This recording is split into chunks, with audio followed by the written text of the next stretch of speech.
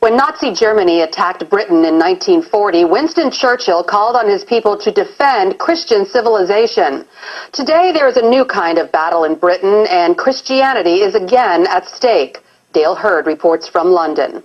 The coronation of Queen Elizabeth. Like British monarchs before her, she promised to maintain the laws of God and the true profession of the gospel. But Britain today is at war with the gospel and with itself. Christians who try to be Christians in the workplace risk being demoted or fired, and the government continues to push an aggressive gay rights agenda, while threatening to criminalize Christian speech and practice. Christian politician and activist George Hargraves. Yesterday, I got a letter from the Advertising Standards Authority of a complaint saying that my billboard that says Britain is a Christian country is offensive to atheists and other religions, and it incites hatred against them. What nonsense. Britain is constituted as a Christian country. Daily prayers are said in Parliament, whether atheists like it or not. The Queen is the head of the Church of England and therefore has to acknowledge God for her sovereignty over the nation.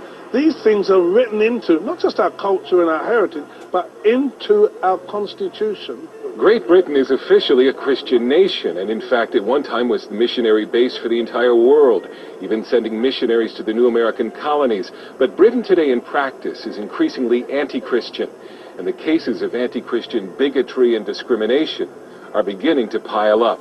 In response, Christian legal centers have mobilized. Lawyer Andrea Minicello Williams of Christian Concern for Our Nation warns that if British Christians don't step up now, Britain is on a path to criminalize the practice of Christianity in public.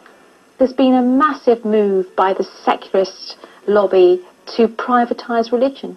You can have faith so long as it doesn't affect you in the workplace, so long as you don't bring it into the workplace. Just make it private. It can't be public. It can't affect what you do in the public square. Christian Kwabena Pete was forced to attend homosexual sensitivity training at work, administered by a lesbian.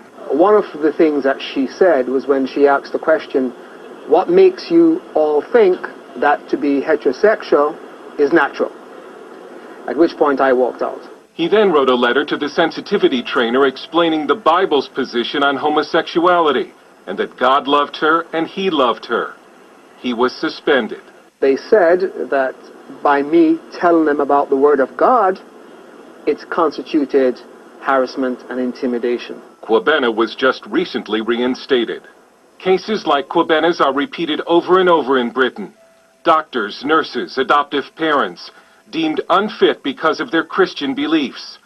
Christians are told not to speak about God in the workplace, or they're punished for offending homosexuals or Muslims.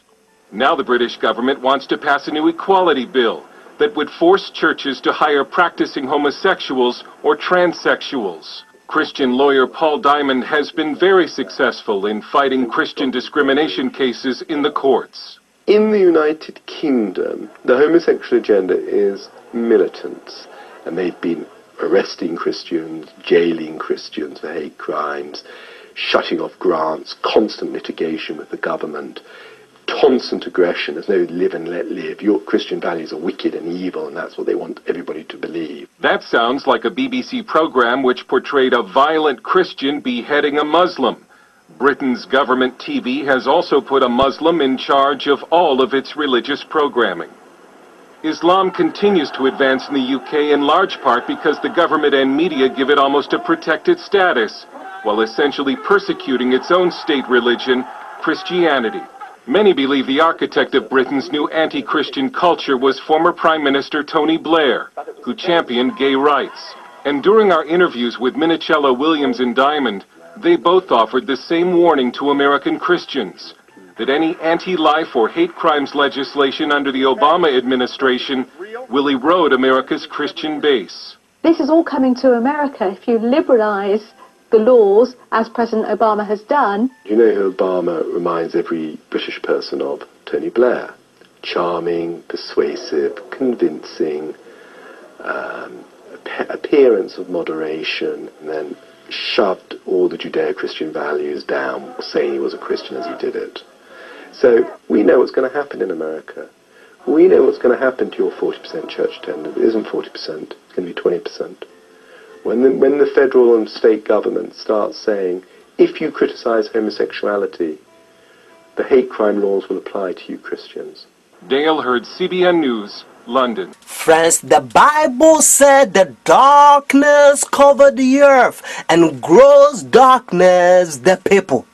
One of the things that this Babylon, the Bible also says in 2 Thessalonians chapter 2, if you get time, read it, because that's how you're going to know that this power is the Antichrist, because this is the doctrine, the old time, dark ages, the reformers, they used to preach, and they point to this power, Antichrist, but now you don't hear no more.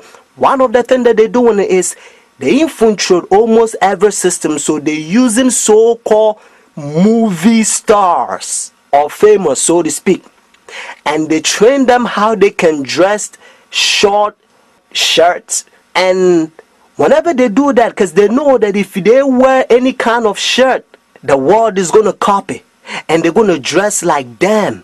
So they come up with all kinds of Babylon pagan short shirt, half naked dress. The devil's binding the world together to receive the mark of the beast. And now the senses of rational being has become so confused that they cannot be trusted to make a right decision. They don't know how they dressed. They don't know how to eat. That's why Revelation chapter 18, God help us to understand that this world, this earth has become demonic. The hateful bird, ever unclean. This Babylon religion, confusion, true mixed with liar.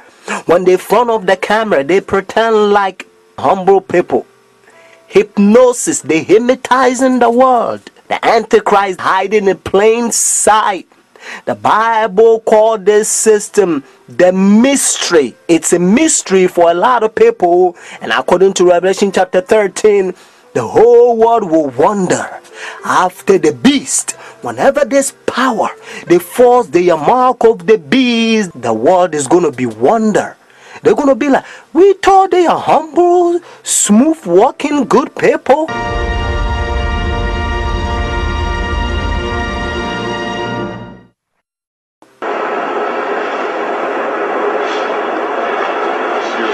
May I present Archbishop Kayang Barsamian, Primate of the Eastern Diocese of the Armenian Church in America. According to ecumenical protocol, the Eastern Orthodox would be first in order, as they are, of course, first in priority in the Catholic Church's ecumenical responsibility. May I present Archbishop Yichen Akachi, the legate and ecumenical officer of the Eastern Diocese of the Armenian Church in America and president of the National Council of Churches in the United States. Holiness, may I present Reverend Dr. Donald McCoy, representing the presiding Bishop Mark Hansen of the Evangelical Lutheran Church in America.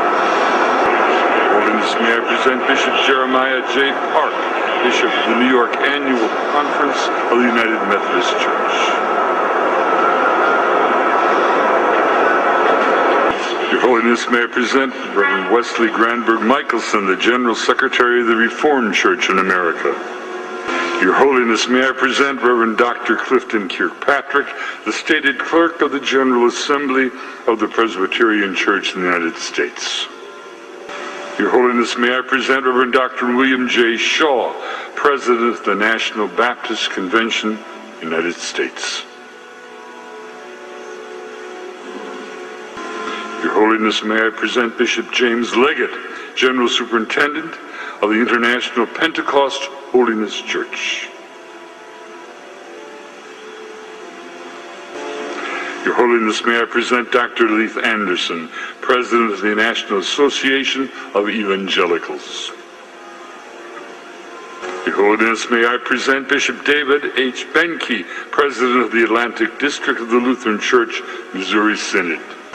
Your Holiness, may I present Reverend Dr. A.R. Bernard Sr., President of the Council of Churches of the City of New York. Your Holiness, may I present Elder Bernice King, daughter of the civil rights leaders Martin Luther King Jr. and Coretta Scott King. Your Holiness, may I present Reverend Jimmy Song Jilim, Executive Director of the Council of Churches of the City of New York. Your Holiness, may I present the Right Reverend Mark Sisk, Bishop of the Episcopal Diocese of New York. Do you understand the language, Your Holiness? And this is how they call this power. He think he is God. That's what their teachings is all about, friends. Religious leaders, when they come to meet this power, they wearing black. Notice, dark color. They represent the sinners, and he represent God. And now listen to what Bible says. 2 Thessalonians chapter 2. This is the chapter the Protestant Sunday churches, they are forefathers.